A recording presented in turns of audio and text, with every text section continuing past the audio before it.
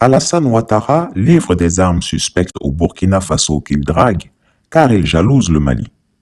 Une cinquantaine de véhicules pick-up de type Azawad, 1000 fusils d'assaut AK-47 et 100 000 munitions ont été livrés au Burkina Faso pour, dit-on, aider les Burkinabés à circonscrire la menace djihadiste dans leur pays.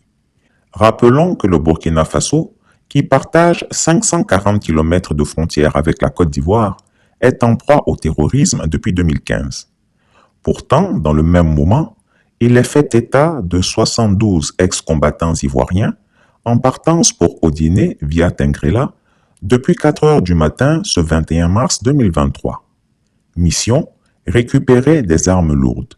Selon les informations recueillies, il ressort qu'ils devraient, selon toute vraisemblance, infiltrer le Burkina Faso. En attente du démarrage de la mission, ils vont être mélangés au contingent de la brigade spéciale nord-ouest d'Odiéné. Que ceux qui veulent y croire, qu'ils y croient. Que ceux qui ne veulent pas y croire, qu'ils n'y croient pas. À bon entendeur, salut. Bonjour Monsieur le Ministre, Binta Diagne de RFI. Une question concernant le Burkina Faso. La Côte d'Ivoire a donné du matériel militaire au Burkina pour l'aider à lutter contre le terrorisme. Je me fais la porte-parole d'un auditeur qui a une question à ce sujet et qui demande pourquoi est-ce que la Côte d'Ivoire n'a pas fait ce geste-là avant, sachant que les problèmes de terrorisme sont connus depuis un certain temps dans ce pays. Peut-être vous pouvez revenir en détail aussi sur les motivations qui ont expliqué ce geste. Merci beaucoup. Je ne sais pas quelles sont vos sources. Je note que vous êtes affirmative sur la question. C'est la première question que moi je me pose par rapport à cette question que vous posez. En tout état de cause, ce que je peux dire, c'est que il y a quand même au niveau international un cadre qui encourage à la coopération de tous les États avec les pays qui sont donc en lutte contre le terrorisme.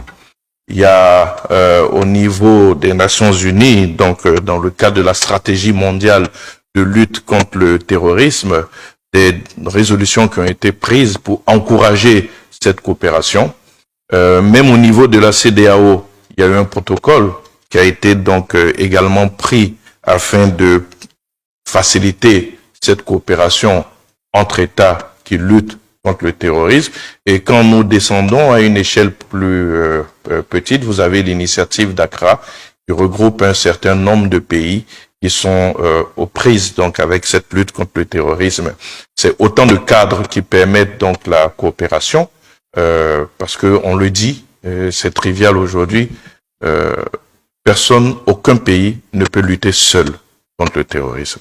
C'est un combat asymétrique qui nécessite donc une grande solidarité donc des différents pays, et je pense que si la Côte d'Ivoire l'a fait, c'est dans ce cadre-là, et la Côte d'Ivoire est pleinement donc dans son droit de le faire, puisqu'elle est conforme à toutes, je dirais, ces indications, à toutes ces recommandations de la communauté internationale.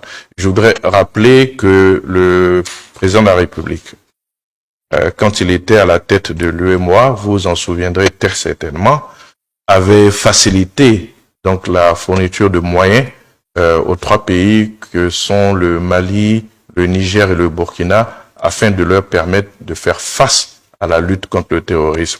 Donc, de ce point de vue, je ne pense pas que nous trahissons donc une démarche de solidarité, une démarche d'union dans le cadre donc de cette lutte contre cette menace asymétrique. Chris Yapi ne ment pas. Retrouvez Chris Yapi sur ses 2 chaînes YouTube, sa chaîne Dailymotion, Instagram et VK.